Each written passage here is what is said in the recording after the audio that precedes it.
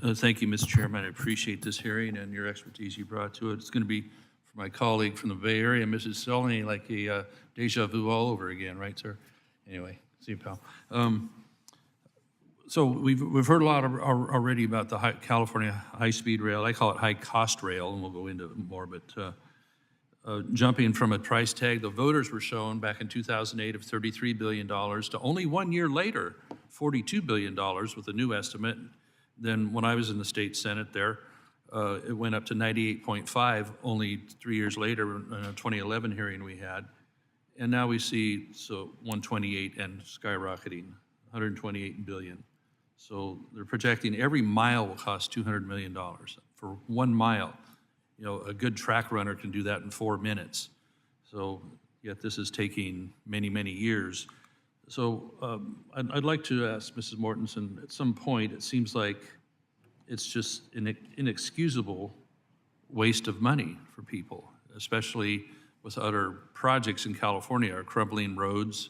You know, you ought to see the right lane on I-5 for a good part of my district, the water storage we need in the state, so many other infrastructure things we could be doing. I put it this way, if you were sold, you know, instead of 33 billion, let's say you had a bid on re-roofing your house for 33,000, and then they come back when they show up to do the work, oh, that's gone up from 33 to now 128,000. Wouldn't you be looking for a new bid? Wouldn't you be looking at, maybe I would like to do this over again? I actually attempted that with a bill when I was in the state Senate to put it back on the ballot when we see the price had tripled. Didn't get very far, but at least we got the point out. Mrs. Mortensen, at what point do we cut this burning boat loose? Well, thank you for the question. And it's a tough one, especially being in California, being a constituent, being in the area that could be served. So I have straddled various positions on this issue. I think we're overseeing what for us is a large program. And given this current bid environment, we are experiencing things many industries are. And we've had to take a step back and think about, can we deliver everything that we had planned pre-COVID when the estimates were done?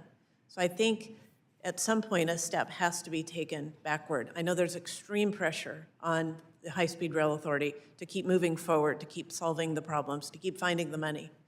But I think taking a step and assessing what can really be done that has the benefit.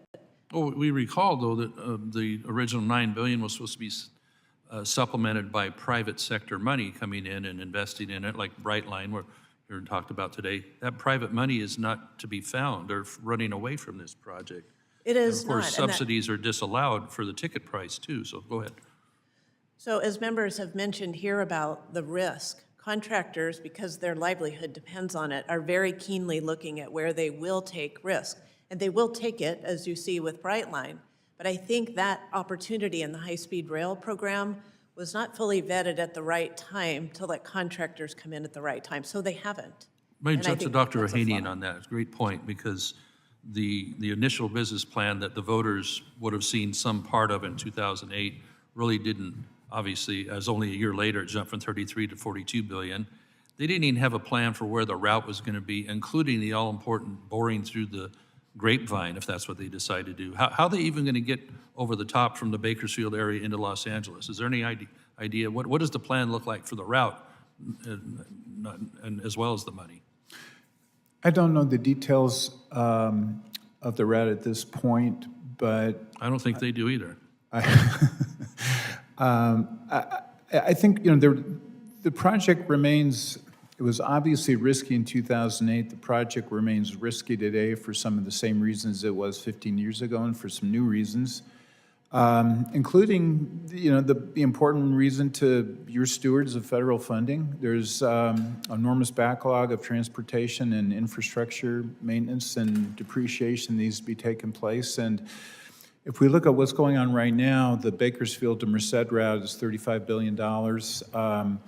And I know that people in the Central Valley are delighted to have those dollars coming in, but I think if they were given the option of having a $35 billion check to spend as they would like on various types of public projects, water storage versus having water would be very, very important. The California Policy Center has estimated that for $128 billion would be enough to retrofit Diablo Canyon's power plant, to build 2 new power plants of the same size, and to pretty much guarantee water security for California, a state, as you know, that is chronically hit with droughts and the challenges and issues that come with water rationing. $4 billion per dam, you could build 30 dams. We only need 3 or 4. I better use